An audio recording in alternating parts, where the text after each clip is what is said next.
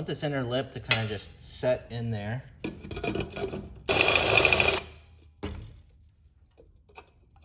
There we go.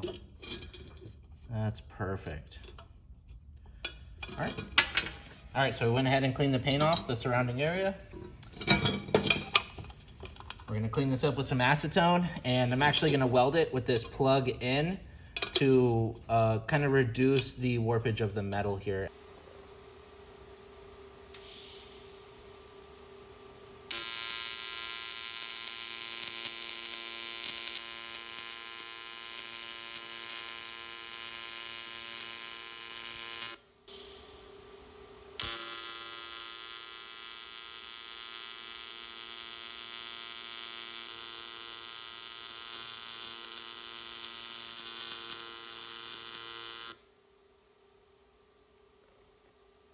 Still not perfect by any means, but hey, I think I'm getting pretty good at this aluminum stuff.